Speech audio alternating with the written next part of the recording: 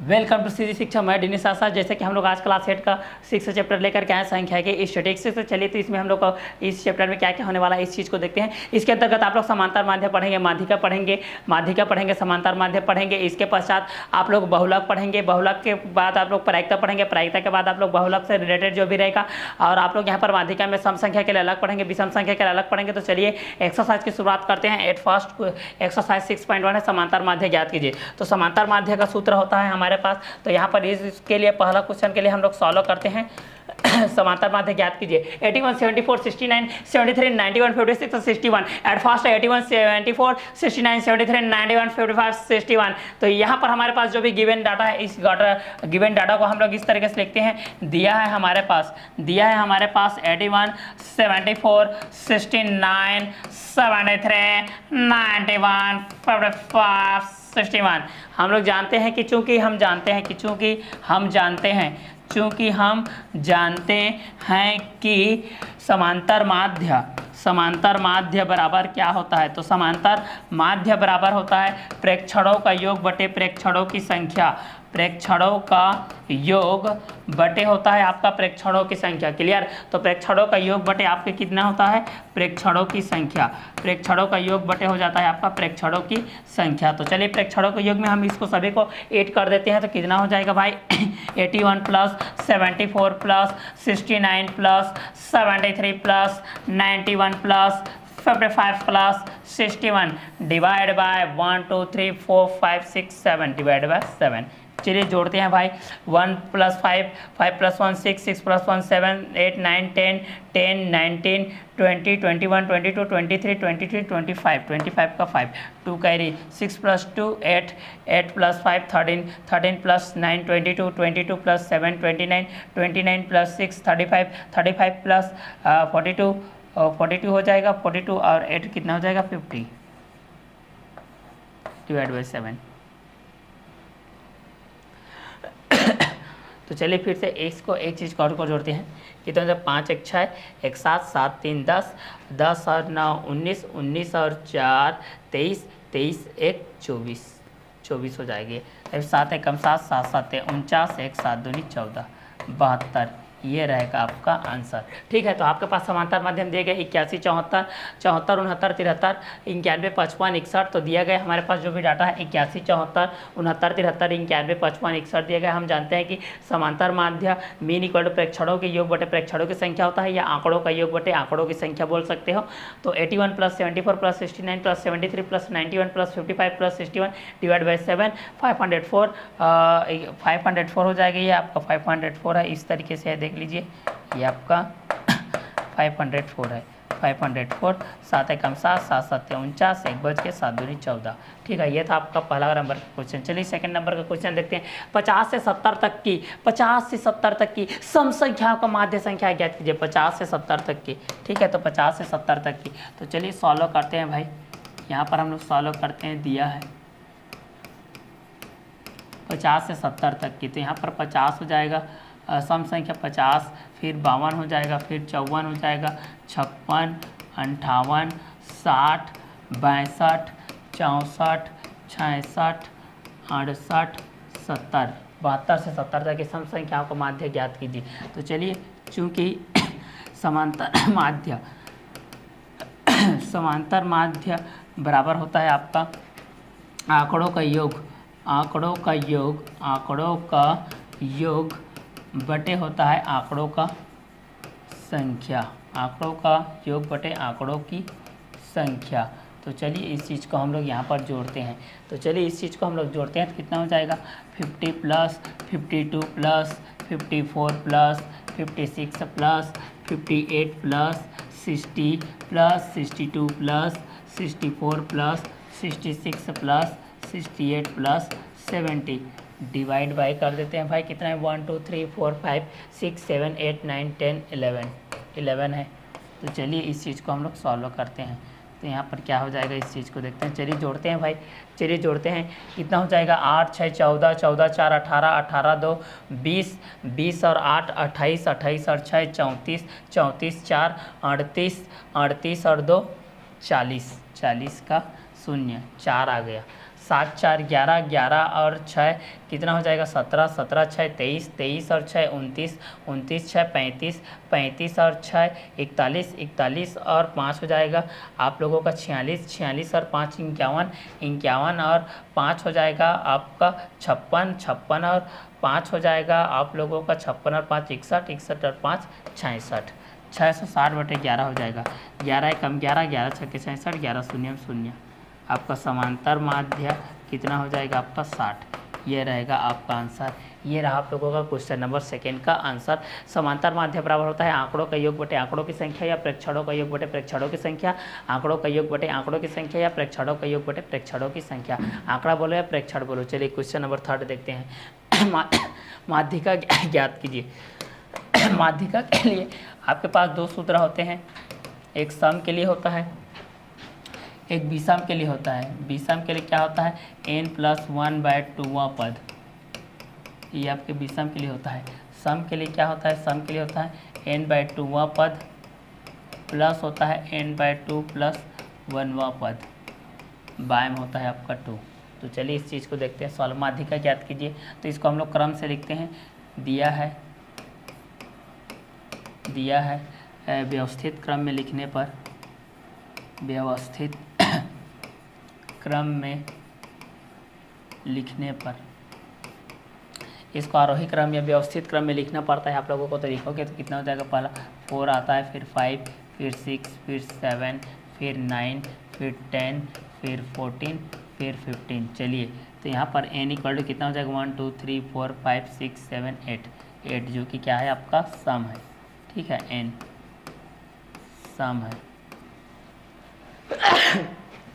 तो यहाँ पर हो जाएगा माध्यिका जो कि सम हो तब n/2 प्लस होता है n/2 + 1वां पद बाय 2। n का मान कितना है 8 है, 8/2वां पद का मान प्लस हो जाएगा 8/2 + 1वां पद का मान, बाय में हो जाएगा पूरे के बाय में 2। ये हो जाएगा 2 कम 2, 2 चौका 8, चौथा पद का मान प्लस हो जाएगा 2 कम 2, 2 चौका 8, पाँचवा पद का मान बाय में हो जाएगा आपका 2। चौथा पद का मान कितना है देखिए 1 2 3 4 7 और पाँचवा पद का मान 9/2, 7 2 + 15 16, 16/2, 2 कम 2, 2 8 16। ये रहेगा आपका आंसर। चौथा पद पाँचवा पद आपको 9/2 ऐसा नहीं लिखना है, इसके क्रम को देख करके आप लोगों को लिखना है। तो ये था आपका क्वेश्चन नंबर 3। चलिए नेक्स्ट क्वेश्चन देखते हैं, क्वेश्चन नंबर 4। क्वेश्चन नंबर 4, एक कक्षा के 11 छात्रों का भार किलोग्राम निम्न प्रकार है, माध्यिका ज्ञात कीजिए। तो चलिए दी गई, चलिए इसको भी सॉल्व करते हैं। दिया है माध्यिका की श्रेणी, माध्यिका की श्रेणी। तो इसको व्यवस्थित क्रम में लिखने पर, व्यवस्थित क्रम में लिखने पर चलिए इस चीज़ को हम लोग व्यवस्थित क्रम में लिखते हैं। किस क्रम में लिखते हैं, व्यवस्थित क्रम में। तो पहला आ जाएगा आपका 25, 25 के बाद आता है आपका 26, फिर 27, 28, 29, 30, 31, 32, 33 नहीं है, 34, 35। चलिए 35 के बाद है आपका 41, 1 2 3 4 5 6 7 8 9 10 11, 1 2 3 4 5 6 7 8 9 10 11। चलिए तो n का वैल्यू हो जाएगा आपका 11 जो कि विषम है, इसलिए माध्यिका जब n विषम हो तब यहाँ पर हो जाता है n+1/2वां पद का मान, मान। तो यहाँ पर हो जाएगा n का वैल्यू 11 है, 11 + 1/2 हुआ पद का मान, पद का मान। तो यहाँ पर कितना हो जाएगा 12/2 हुआ पद का मान, 12वां पद का मान हो जाएगा 2 1 कम 2, 2 6 के 12, छठवां पद का मान। छठवां पद का मान कितना है देखिए 1 2 3 4 5 6 30, ये रहेगा आपका आंसर। ये आपका माध्यिका का क्या है आप लोगों का आंसर है। ये था आप लोगों का क्वेश्चन नंबर 4 का आंसर। अब देखते हैं नेक्स्ट क्वेश्चन नंबर 5। कक्षा 8वीं में विज्ञान प्रतियोगिता में निम्नानुसार अंक प्राप्त किए थे, उपयुक्त आंकड़ों से माध्यिका की गणना कीजिए। यहाँ भी हमको माध्यिका की गणना करनी है, तो चलिए सॉल्व करते हैं। SOLVE dot solve. दी गई श्रेणी है,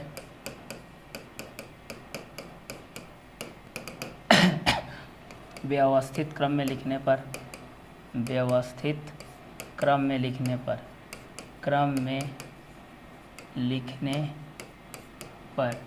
व्यवस्थित क्रम में लिखने पर तो कितना हो जाएगा, पहला 48 है, ठीक है, पहला आ जाएगा आपका 48 के बाद 52 के बाद आ जाएगा आपका 61 है, एक और 61 है, ठीक है, 2 बार 61 है। उसके पश्चात 61 के बाद आ जाएगा आपका 67 आएगा, फिर 73 आएगा, 76 आ जाएगा, फिर 79 आएगा, फिर 83 आ जाएगा।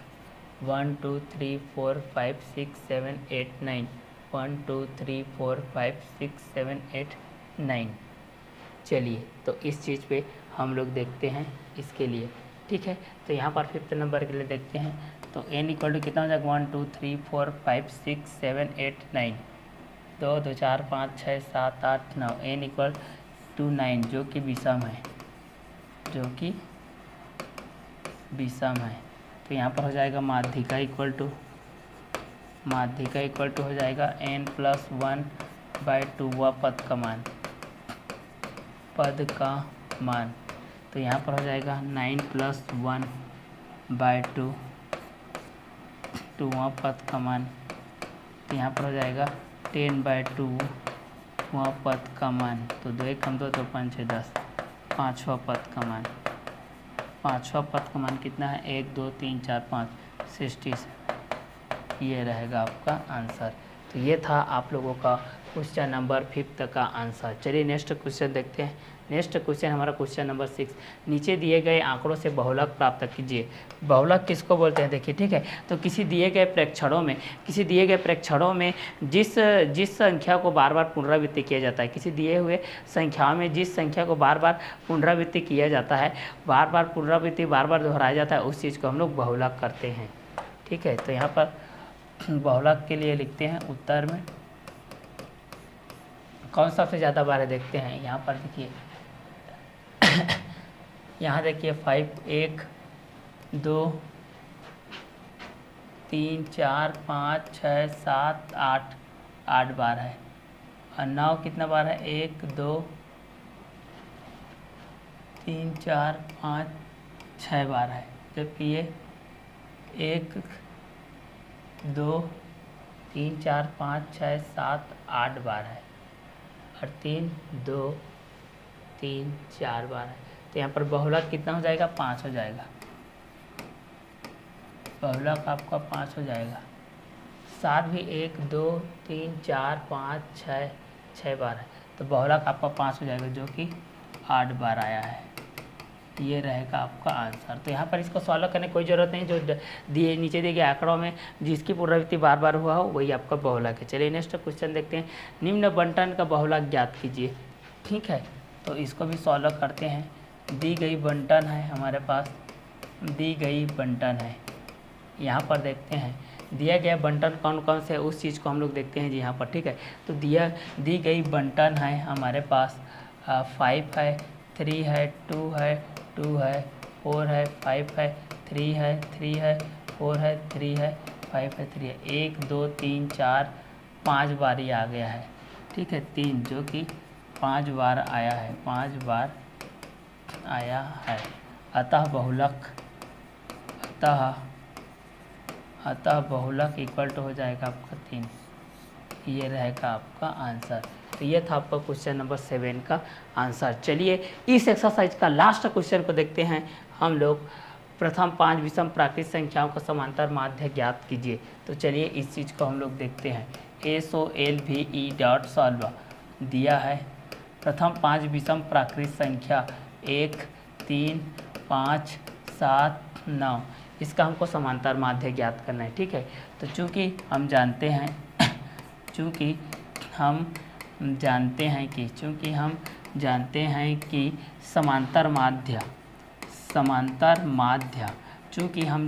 कि समांतर माध्य बराबर क्या होता है, आंकड़ों का योग बटे आंकड़ों की संख्या। आंकड़ों का योग बटे क्या हो जाता है, आंकड़ों की संख्या।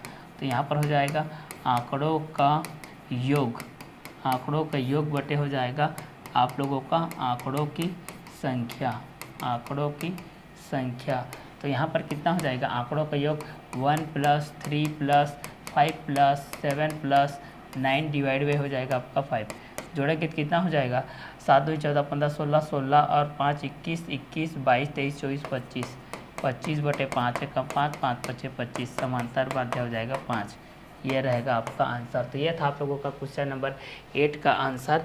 चलिए नेक्स्ट क्वेश्चन देखते हैं हम लोग। संख्याएं 8 5 1 7 6 10 5 का माध्य 7 है, 1 का मान ज्ञात कीजिए। चलिए यहाँ पर हमारे पास समांतर माध्य दिया गया है, तो चलिए इस चीज़ को लिखते हैं सॉल्व। दी गई संख्याएं हैं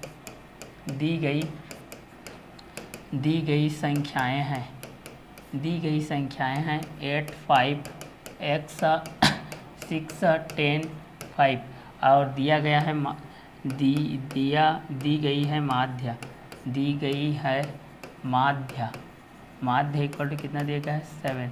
तब हमको x का वैल्यू फाइंड आउट ज्ञात करना है। चूँकि समांतर माध्य बराबर होता है आपका आंकड़ों का योग बटे आंकड़ों की संख्या। आंकड़ों की योग बटे आंकड़ों की संख्या।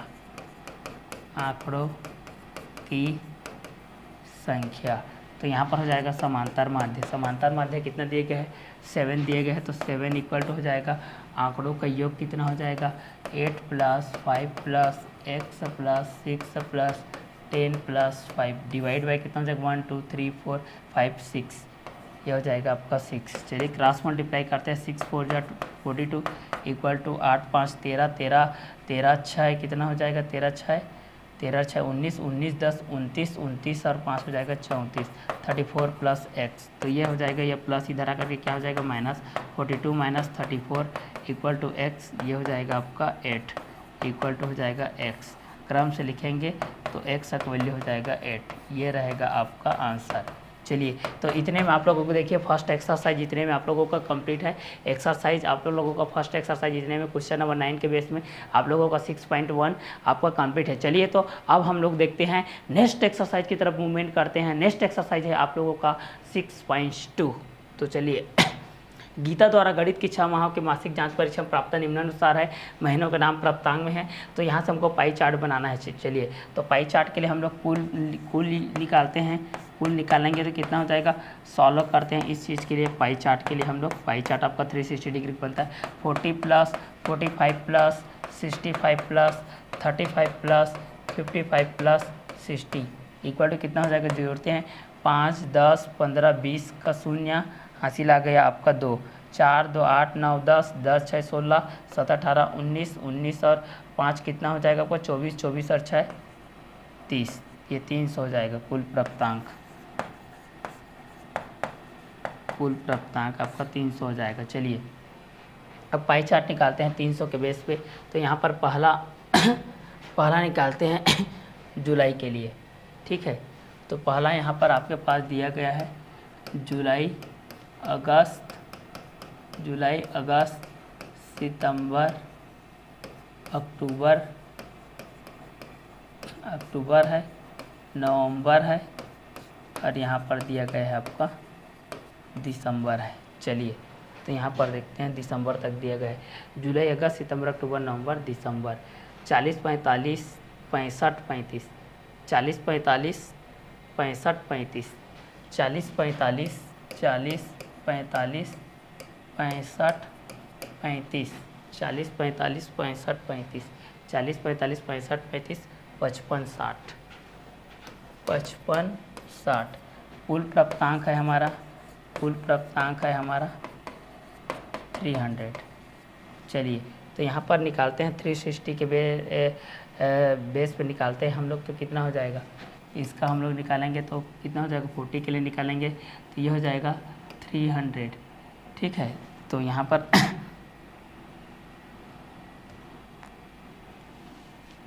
ये हो जाएगा 40, तो ये हो जाएगा 40 बाय 300 इंटू हो जाएगा 360 डिग्री।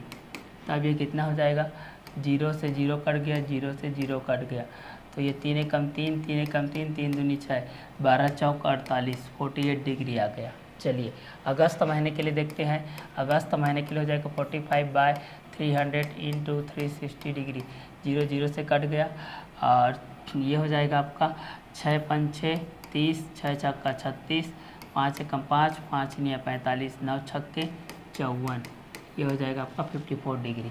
65 के लिए देखते हैं तो 65 बाय 300 इंटू 360 डिग्री, 0 0 से कट जाएगा, 6 5 6 30, 6 छक्का 36, 5 एकम 5, 5 तिया 15, 13 छक्के कितना, 13 छक्के 78, 13 5 65, 13 छक्के 78। चलिए 35 के लिए देखते हैं तो 35 बटे 300 हो जाएगा, गुणित 360 हो जाएगा, 0 0 से कटेगा, 6 5 6, 6 छक्का 5 एकम 5, 5 7 35, 7 छक्के 42 हो जाएगा ये। ठीक है, आगे 55 के लिए देखते हैं। 55 बाय 300 हो जाएगा इंटू 360 हो जाएगा, 0 0, 6 5 6, 6 छक्का 5 एकम 5, 11 11 छक्के 66 डिग्री। चलिए इसके लिए देखते हैं तो 60 बाय 300 इंटू हो जाएगा 360, 0 0 से कटेगा, यहाँ पर 3 एकम 3, 3 दूनी 6, 36 दूनी हो जाएगा आपका 72 डिग्री। चलिए तो अब यहाँ पर हम लोग पाई चार्ट बनाएंगे। जब पाई चार्ट बनाओगे तो कितने का हो जाएगा, पाई चार्ट आपको आप लोग इस तरीके से बनाओगे, जैसे कि यहाँ पर जोड़ते हैं, देखो 6 7 8 9 10, 10 और 8 18, 18 और 4 कितना हो जाएगा 22, 22 और 8 30 का 3, 3 7 3 10, 10 6 16, 16 4 16 4 20, 20 और 7 27, 27 और 5 कितना हो जाएगा 27 और 5 32, 4 36, 360 का 1। अब यहाँ पर से पाई चार्ट बनाओगे आप लोग इस तरीके से, आपका 360 का इस तरीके से बनाओगे, यहाँ सेंटर पॉइंट में रखोगे, यहाँ पर प्रकार पकड़ोगे डिवाइडर, डिवाइडर से यहाँ पर आप लोग एक एंगल बनाओगे, आपका 48 का रहेगा, इस तरीके से 48 रहेगा, ये आपका 54 का रहेगा, ये आपका 78 का रहेगा, ये आपका 42 का रहेगा, ये आपका 66 का रहेगा। ठीक है, इस तरीके से आप लोगों का रहेगा। तो ये आपका जुलाई हो जाएगा, जुलाई, ये आपका अगस्त, ये आपका सितंबर, ये आपका अक्टूबर, ये आपका नवंबर, ये आपका हो जाएगा दिसंबर। तो ये आपका 72, ये आपका 48 का रहेगा, 48, ये आपका 54, ये आपका 78, ये आपका 42, ये आपका 66, ये आपका पाई चार्ट है। ठीक है, तो पाई चार्ट के लिए आप लोग जितने भी कुल प्राप्तांक रहेंगे उसको इस तरीके से बनाओगे। चलिए इसका सेकंड क्वेश्चन देखते हैं। एक परिवार की मासिक आय 12,000 रुपये, परिवार को मासिक खर्च निम्न दिए गए आंकड़ों में पाई चार्ट के रूप में बनाइए। तो चलिए कुल प्राप्तांक निकालते हैं हम लोग। यहाँ पर कुल खर्च निकाल देते हैं भाई, ASOLVE.SOLVE कुल खर्च निकालते हैं। तो कुल खर्च कितना हो जाएगा भाई 1500 धन 6000 धन 1200 धन 1800 धन 1500। कुल खर्च कितना हो जाएगा, जोड़ दो भाई, जोड़ो तो इसको, 0 0 0 0 0 0, 5 दूनी 10, 3 13, 14 15, 15 और 5 20, हासिल आ गया 2 1 3 4 5 6 6 और 6 12, 12,000 रुपया हो गया। चलिए इसके लिए हम लोग पाई चार्ट बनाते हैं। मकान किराया भोजन, मकान किराया भोजन के लिए निकालते हैं। चलिए तो यहाँ पर निकालते हैं मकान किराया भोजन। पहला है मकान किराया, पहला है मकान किराया, फिर है भोजन, भोजन है, फिर क्या है शिक्षा मनोरंजन स्वास्थ्य, शिक्षा मनोरंजन स्वास्थ्य, शिक्षा मनोरंजन, मनोरंजन है, फिर आपका स्वास्थ्य है। चलिए अब इसके लिए देखते हैं हम लोग कितना है 1500 1500, 6000, 1200, 1500, 6000, 1200। इसके पश्चात है आप लोगों का 1800, 1500, 1800, 1500। कुल आ गया है आपके पास, कुल 12000 आ गया है। ठीक है, चलिए अब निकालते हैं, पाई चार्ट के रूप में निकालते हैं। तो पहला इसका निकालते हैं, तो ये कितना हो जाएगा, 1500 के बटे में 12000 हो जाएगा, पूरित हो जाएगा। ये आपका कितने के 360 के बेस पे बनेगा ये भी। तो चलिए 1 0 2 0 1 0 2 0 कट गया, 1 0 एक और 0 कट गया, 12 कम 12, 12 तिया 36, 15 तिया 45 डिग्री। चलिए अगला है इसका 6000 है, डिवाइड बाय 12000 है, इनटू है 360 डिग्री। 1 2 3 1 2 3, 6 कम 6, 6 दूनी 12, 2 एक कम 2 और 1 2 8 16, ये हो जाएगा आपका 18 डिग्री। चलिए 1200 हो जाएगा, तो 1200 के बटे हो जाएगा 12000, गुणित हो जाएगा 360, 1 2 1 2 1 1, 12 कम 12, 12 तिया 36 और 12 तिया फिर से हो जाएगा आपका 36 डिग्री। 1800 के लिए देखते हैं, तो 1800 के बटे हो जाएगा 12000, गुणित 360, 1 2 1 2 1, 12 कम 12, 12 तिया 36, 18 दूनी 36, 18 तिया 54। चलिए एक और निकालते हैं 1500 के लिए, तो 1500 के लिए निकालते हैं हम लोग 12000 के बेस पे, तो ये 0 0 से कटेगा, गुणित हो जाएगा 360। ठीक है, 12 कम 12, 12 तिया 36, 15 तिया 45, 5 4 9, 5 4 9, 9 और 6 15, 15 5 20, 20 और 8 28, 5 4 9, 9 6, 9 और 6 15, 15 5 20, 8 28 का 8 हो जाएगा, 8 5 13, 13 और 6 19, 4 23, 5 28, 2 6 11 12 13 14 15 16 17 18 19। ठीक है, अब यहाँ पर इसको एंगल के रूप में हम लोग बनाते हैं। तो चलिए एंगल के रूप में हम लोग इस तरीके से बनाएंगे, पाई चार्ट के रूप में यहाँ से बनाएंगे। ये आपको 45 हो जाएगा, ये आपका 18 का हो जाएगा, ये आपका 36 हो जाएगा, ये आपका 54 हो जाएगा, ये आपका 44। तो ये हो जाएगा आपका मकान किराया, मकान किराया 45 का हो जाएगा, और भोजन हो जाएगा आपका 18 का, शिक्षा हो जाएगा आपका 36 का, और यहाँ पर मनोरंजन हो जाएगा आपका 54 का, और स्वास्थ्य हो जाएगा आपका 45 का। तो ये रहेगा आपका आंसर। ये पाई चार्ट को आप लोगों को 360 डिग्री के बेस में आप लोगों को बनाना है। चलिए इस चैप्टर का लास्ट एक्सरसाइज को देखते हैं 6.3 को, क्वेश्चन नंबर फर्स्ट के बेस पे। ये है प्रायिकता के लिए देखते हैं हम लोग इस चीज़ को। चलिए तो SOLVE सॉल्व, ताश की एक गड्डी से ईंट का एक पत्ता खींचने की प्रायिकता क्या होगी। तो हम चूँकि हम जानते हैं यहाँ पर देखो ना, हम जानते हैं कि ताश में कुल पत्तों की संख्या कितनी होती है। ताश में कुल पत्तों की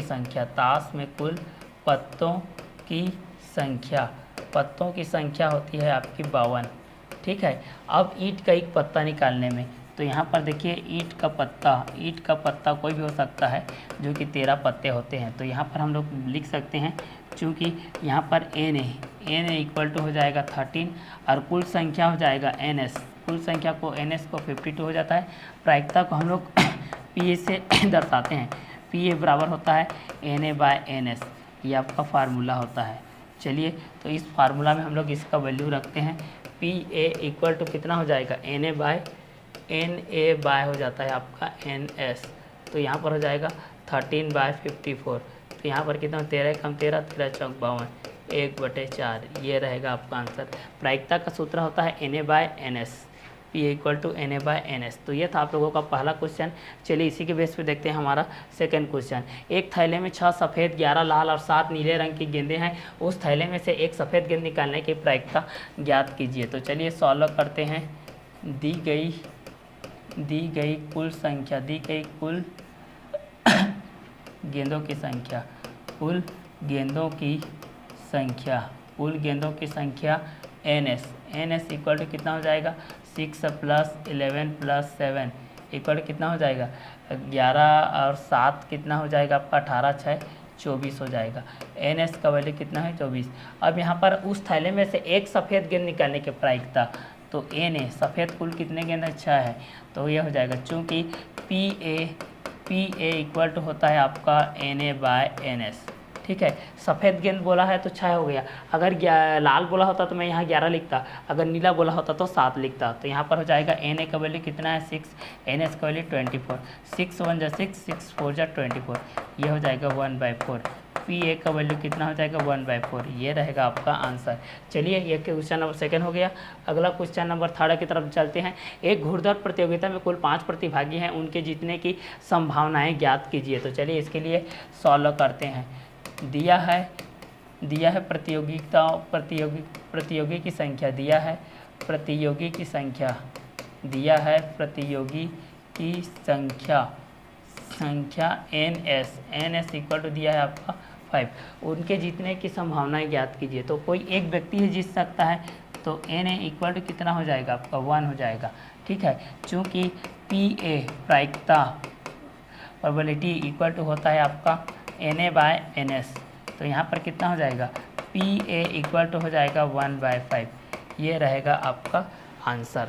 तो ये था हमारा क्वेश्चन नंबर थर्ड। चलिए नेक्स्ट क्वेश्चन देखते हैं। क्वेश्चन नंबर 4, एक टोकरी में 10 सेब 8 अनार और 12 अमरूद है, तो टोकरी में से एक सेब निकालने की प्रायिकता ज्ञात कीजिए। तो चलिए सॉल्व करते हैं। पहला कुल फलों की संख्या, पहला हो जाएगा आपका कुल फलों की संख्या NS इक्वल टू हो जाएगा 10 सेब है, 8 अनार है, 12 अमरूद है, तो 12 8 20 10 30। NS का वैल्यू कितना हो गया भाई 30। NS मतलब कुल संख्याओं को निकालना है। उसके बाद बोला कि टोकरी में से एक सेब, तो स्पेशली सेब को ही बोला है, तो Na हो जाएगा। Na सेब कितने हैं 10 है। ठीक है, तो चूँकि यहाँ पर होता है PA इक्वल टू होता है आपका फार्मूला Na/NS। Na क्या होता है NS, तो Na का वैल्यू कितना है भाई, यहाँ पर देखिए Na का वैल्यू 10 है, NS का वैल्यू 30 है, तो ये 0 0 कटेगा, तो यहाँ पर PA का वैल्यू कितना आ जाएगा 1/3, ये रहेगा आपका आंसर। ये था आपका क्वेश्चन नंबर 4 तक का आंसर। चलिए इसके बाद क्वेश्चन नंबर 5 देखते हैं। पासे के कुछ हाल में उसके शीर्ष पर सम संख्या आने की प्रायिकता ज्ञात कीजिए। तो चलिए सॉल्व करते हैं। पासे में अंकित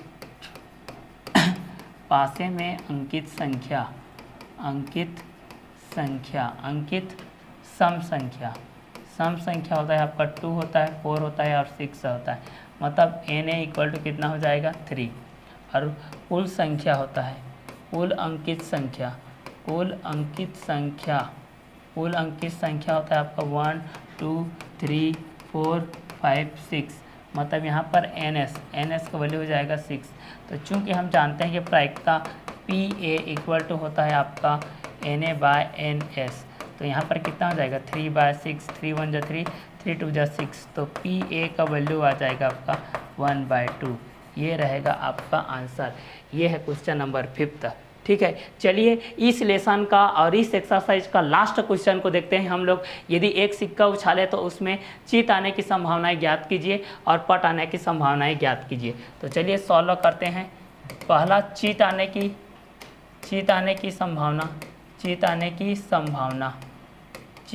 संभावना देखते हैं। तो ये हो जाएगा आपका Na हो जाएगा, Na इक्वल टू 1 हो जाएगा, और NS इक्वल टू, ये तो चीट आ गया, पट 2 हो जाएगा। तो चूँकि हमारे पास सूत्र होता है PA इक्वल टू होता है Na/NS, तो यहाँ पर कितना हो जाएगा PA का वैल्यू कितना हो जाएगा 1/2, ये आपका आंसर आएगा। ये चीत आने की संभावना है। उसके बाद क्या बोल रहा है पट आने की संभावना, तो यहाँ पर पट आने की संभावना के लिए भी वही रहेगा। पट आने की संभावना के लिए यहाँ पर भी Na इक्वल टू कितना हो जाएगा 1 आ जाएगा, और NS इक्वल टू हो जाएगा 2। तो PA इक्वल टू होता है आपका फार्मूला Na/NS, तो यहाँ पर हो जाएगा 1/2, ये रहेगा आंसर। The and.